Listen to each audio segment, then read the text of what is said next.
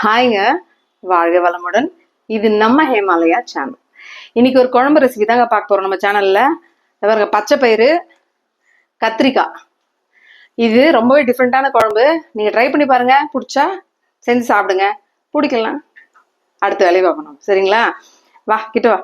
இது நைட்டு ஒரு கப்பு பச்சை பயிறு எடுத்து நைட்டே ஊற வச்சு காலையில கழுவி வச்சிருங்க. நைட்டே கழுவி ஊற வச்சுட்டேன், காலையில தண்ணி வடிகட்டி வச்சிருக்கேன். இது வேகலாம் வைக்க வேணாம், அப்படிதான் செய்ய போறோம் நம்ம. கத்திரிக்காய் ஒரு 1/4 கிலோ கத்திரிக்காய் எடுத்திருக்கேன். இதுக்கு தேவையான பொருள் 2 வெங்காயம், 2 தக்காளி, இஞ்சி பூண்டு பேஸ்ட்டுக்கு 2 உருளைக்கிழங்கு, பச்சையான உருளைக்கிழங்கு. வேகலாம் வைக்கல, பச்சை உருளைக்கிழங்கு. என்ன பண்ணணும் நான் சொல்றேன். இதுல ஃபர்ஸ்ட் நம்ம என்ன பண்ணுவோம், கடாயை பற்ற வச்சுப்போம். இந்த பாருங்க, எண்ணெய் காஞ்சிட்டே இருக்கு. எண்ணெய் ஊற்றிருக்கேன், எண்ணெய் அடுப்பு சிம்ல வச்சிருக்கேன். எண்ணெய் காஞ்சிட்டே எடுத்து பாருங்க, உருளைக்கிழங்க இந்த மாதிரி திருவி வச்சுக்கிறோம். இந்த மாதிரி திருவரில் போட்டு நல்லா இப்படி திருவி வச்சுக்கிறோம். நான் இந்த ஒரு கப்பு பச்சை பயிருக்கு 2 உருளைக்கிழங்கு எடுத்திருக்கேன். அளவு பார்த்துங்க. 1/4 கிலோ கத்திரிக்காய். இது கொஞ்சம் வித்தியாசமான குழம்பு தாங்க, நீங்க ஃபுல்லா பாருங்க, வீடியோ உங்களுக்கு தெரியும். இதை ஃபுல்லா இதை பாருங்க, இந்த மாதிரி திருவி வச்சுங்க. இந்த மாதிரி நல்லா திருவி வச்சுக்கோங்க. பச்சை உருளைக்கிழங்கு வேக வைக்க கூடாது, பச்சை உருளைக்கிழங்கு திருவி வச்சுக்கணும். பாருங்க, இந்த மாதிரி திருவி வச்சிருக்கேன். நான் 2 உருளைக்கிழங்கு திருவி வச்சிருக்கோம். இது பார்ப்போம். இதுல தாளிச்சுக்கலாம். நம்ம குழம்பு ஒருமா தாளிச்சுட்டே நான் இது செய்யறேன். கடுகு, வெந்தயம், ஜீரகம் 1/2 ஸ்பூன் போட்டு தாளிச்சுட்டு அது பொரிஞ்சோடனே வெங்காயம் 2 கட் பண்ணி வச்சிருக்கேன் இல்லையா, கருவேப்பிலை, வெங்காயம் போட்டு நல்லா வதக்கிக்கணும். இது வதங்கிட்டே இருக்கட்டும். அது வதங்கிறதுக்குள்ள அடுப்பை திட்டமா வச்சுங்க, அது பொறுமையா வதங்கட்டும். அதுக்குள்ள இங்க பாருங்க, இந்த பச்சை பயிர் எடுத்தோம் இல்லையா, இது ஒரு மிக்சி ஜார்ல போட்டு. நான் இந்த 1/4 கிலோ அளவுக்கு எடுத்துருக்குங்க. நீங்க உங்களுக்கு எவ்வளவு அளவு எடுக்கிறீங்களோ அதுக்கேற்ற மாதிரி எடுத்துங்க. நீங்க நிறைய குழம்பு வைக்கணும்னா அதுக்கேற்ற மாதிரி எடுத்துங்க. நான் 1/4 கிலோ கத்திரிக்காய், இது ஒரு பெரிய கப் ஃபுல்லா 1 கப் பச்சை பயிர் போட்டேன். நைட்டே ஊற வச்சிடணும், அதை மறக்காதீங்க. இதுல போட்டுட்டு இதை குறப்பா அரைச்சு வரணும். இந்த பாருங்க, வெங்காயம் வதங்கிட்டே இருக்கு. இதை பாருங்க, அரைச்சிட்டு பாருங்க. இந்த மாதிரி குறப்பா அது பாருங்க. மழை அரைக்கூடாது, ரொம்ப மழை அரைக்கூடாது. இந்த மாதிரி குறப்பா அரைக்கணும். அரைச்சு இதை ஆட் பண்ணிக்கணும். தனியா ஒரு பவுல்ல ஆட் பண்ணிட்டு இந்த உருளைக்கிழங்கு நம்ம இது பண்ணி வச்சோம் இல்லையா, திருவி வச்சோம் இல்லையா, இதையும் இதுல ஆட் பண்ணிக்கணும். ஆட் பண்ணிட்டு இதுக்கு தேவையான உப்பு போட்டுப்போம். இது கூட அரிசி மாவு நான் ஒரு 3 ஸ்பூன் போடுறேன். போட்டு இது கூட நீங்க வேற என்ன கூட ஆட் பண்ணிக்கலாம். நீங்க என்ன மசாலா ஆட் பண்ணா ஆட் பண்ணிக்கலாம். இது கரம் மசாலாவோ, இப்போ நம்ம குழம்புல கரம் மசாலா போட போறோம், அதனால நான் இதுல எதுவும் ஆட் பண்ணல. நீங்க பச்சை மிளகாவோ, உங்களுக்கு ஃபிளேவர்ஃபுல்லா எது வேணுமோ ஆட் பண்ணிக்கலாம். கொத்தமல்லியோ எது வேணா ஆட் பண்ணிக்கலாம், கருவேப்பிலையோ. நான் இது மட்டும் ஆட் பண்ணி பிசைஞ்சிக்கிறேன். நல்லா இப்படி பிசைஞ்சிக்கிறேன். இதை பாருங்க, இந்த மாதிரி ஃபுல்லா பிசைஞ்சு இந்த மாதிரி வச்சுட்டேன். இது இருக்கட்டும். இப்போ வெங்காயம் வதங்கிடுச்சு பாருங்க, இஞ்சி பூண்டு பேஸ்ட் போட்டுருவோம். இது நல்லா வதக்கி விட்டுட்டு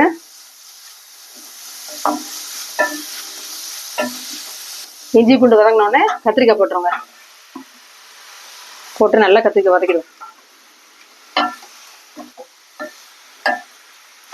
இது வதங்கட்டும். இப்போ இதுக்கு தேவையான உப்பு நம்ம இதுல உப்பு போட்டிருக்கோம். இதுல தான் போட போறோம், அதனால இதுல உப்பு போட்டிருக்கோம். அதுக்கேற்ற மாதிரி குழம்புல உப்பு அட்ஜஸ்ட் பண்ணி போட்டுக்கங்க.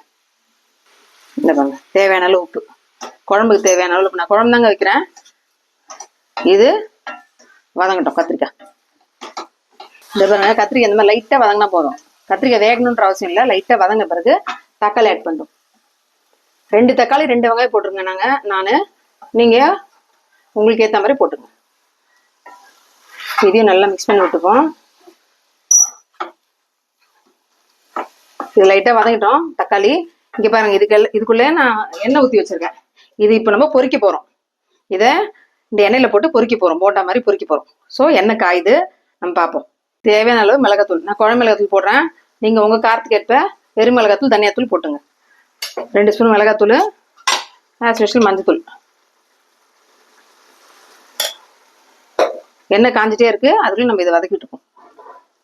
நல்லா இந்த மிளகாத்தூள் நல்லா இப்படி வதக்கிடுங்க.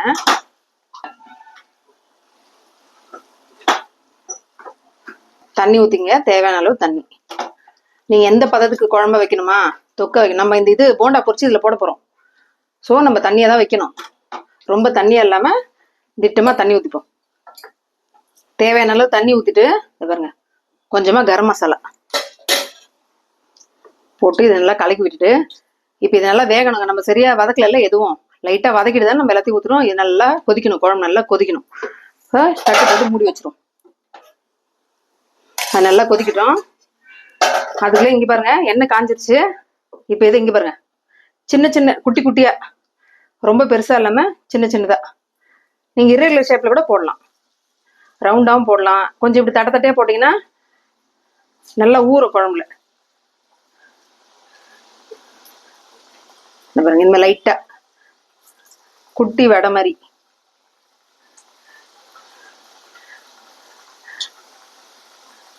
பாருங்க இந்த மாதிரி குழம்புல போட்டோம் நல்லா ஊறும். அதுக்காக நான் லைட்டா நடுவு தட்டிப்பேன். நீங்க எந்த ஷேப்ல இரகுலர் ஷேப்ல கூட போட்டுக்கலாம்.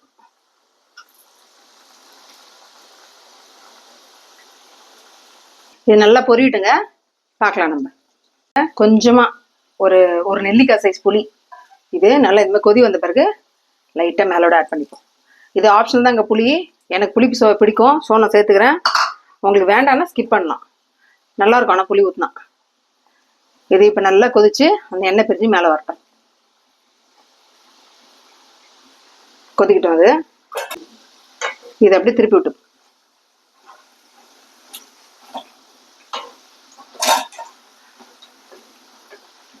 நான் 2 சைமல்டேனியஸா வச்சிருங்க, குழம்பும் இதுவும். நீங்க தனித்தனியா கூட வச்சுக்கலாம். குழம்பு வச்சு இது பண்ணிட்டு இது பொரிச்சு வச்சுட்டு அப்புறம் கூட குழம்பு வைக்கலாம், பொரிச்சுட்டு அப்புறம் கூட போடலாம். நான் ரெண்டும் அதை அப்படியே சுட சுட போட்டா நல்லா ஊறி டக்குன்னு ஊறிடும், நல்லா இருக்கும். அதனால நான் டக்குன்னு சைமல்டேனியஸா பண்றேன், வேற ஒன்றும் இல்லை. இது பொரிட்டோம், அவ்வளோதாங்க. நல்லது பாருங்க, நல்ல கலரா இந்த அளவுக்கு கலரானோடனே நல்லா எண்ணெயை வடிக்கிட்டு ஒரு தட்டில் எடுத்து வச்சுப்போம். நம்ம அடுத்த ரவுண்டு போட்டுருவோம். இந்த பாருங்க குழம்பு காட்டுவேன். குழம்பு கொதிக்குது. இந்த மாதிரி கொதிக்கும் போதே அதை போடணும், ஆஃப் பண்ணிட்டுலாம் போடக்கூடாது, கொதிக்கும் போதே போடணும். நான் அடுத்த ரவுண்டு போடுறேன், இன்னொரு ரவுண்டு எடுத்துட்டு நான் போடுறேன். மீதி நாங்கள் பச்சையாகவே சாப்பிட்ருவோம். குழம்புல போடுறதுக்கு தேவையான அளவு போட்டால் தான் கரெக்டாக இருக்கும்.